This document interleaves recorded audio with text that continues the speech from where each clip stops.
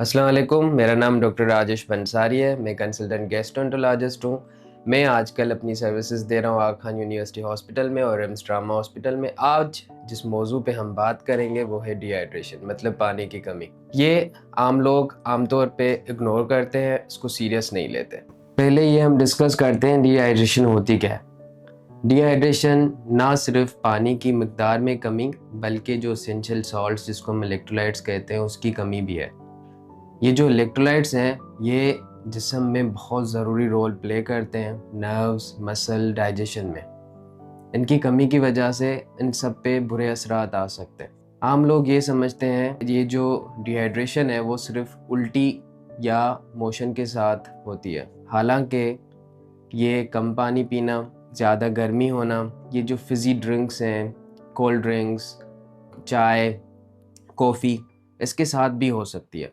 शुरू में ये जो अर्ली सिम्टम्स होते हैं बहुत हल्के होते हैं, जैसे कि हमें ज़्यादा प्यास लगती है, हमारे पेशाब का कलर या तो डार्क होने लगता है या पेशाब आता ही कम है, हमें मुंह सूखने लगता है, ज़बान सूखने लगती है, जिस्म में दर्द होना, थकन होना, सर में दर्द होना, चक्कर आना, ये भी इसके अर्ली सिम्टम्स हो सकते हैं। तो ये वार्निंग्स होती हैं जो हमारा जिस्म हमें दे रहा होता है, आप इसको इग्नोर ना करें।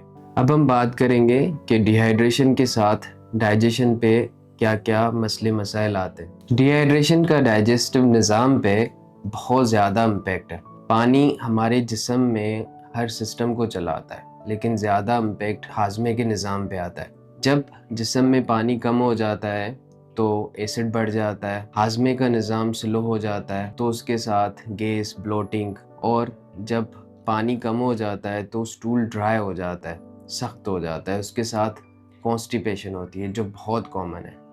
अगर कॉन्स्टिपेशन को इग्नोर किया तो आगे चल के ये फिशर्स जैसे कि पोटी की जगह पे कट होना, बवासीर, आम लफ्ज़ों में पाइल्स या हेमरॉइड्स बन सकते हैं। इसलिए हाइड्रेशन सिर्फ एनर्जी के लिए नहीं, बाकी हाजमे के मसले से बचने के लिए भी अच्छा होता है।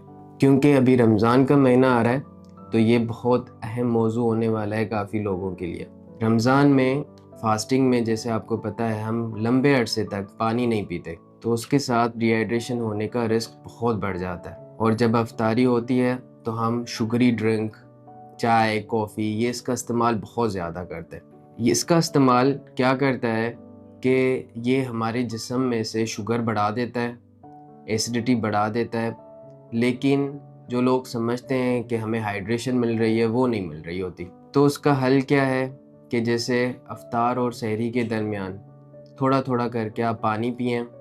प्रायोरिटी आपका आम पानी होना चाहिए। जो फ्रूट्स हैं जिसमें पानी ज़्यादा होता है, जैसे वाटरमेलन है, ऑरेंज है, उसका इस्तेमाल ज़्यादा करें, या जो भी सीजनल फ्रूट हो। और इसमें ORS सबसे बेहतर ऑप्शन आपको देता है, क्योंकि वो सिर्फ पानी नहीं है, उसमें एसेंशियल सॉल्ट्स हैं जो डिहाइड्रेशन को बहुत अच्छे से कवर कर लेते हैं। ये अफ्तारी के बाद आप पी सकते हैं।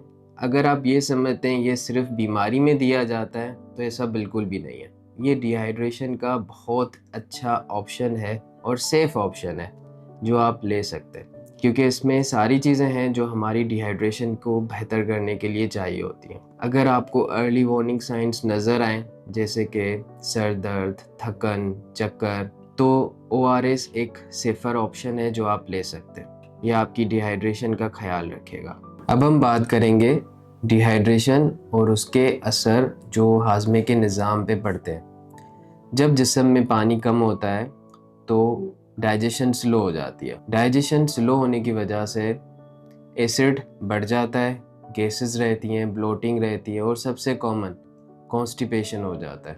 क्योंकि जिस्म में पानी जब कम होता है तो बॉडी एब्जॉर्ब कर लेती है पानी इंटेस्टाइन से, और स्टूल ड्राई हार्ड हो जाता है। ये कॉन्स्टिपेशन का सबब बनता है।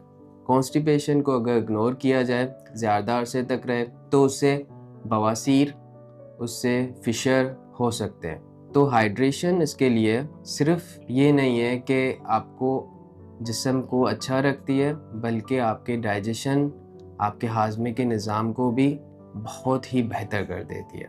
याद रखिए, हाइड्रेशन लग्जरी नहीं है, ये जिस्म की ज़रूरत है। तो अर्ली सिग्नल्स को इग्नोर बिल्कुल मत करें। Thank you.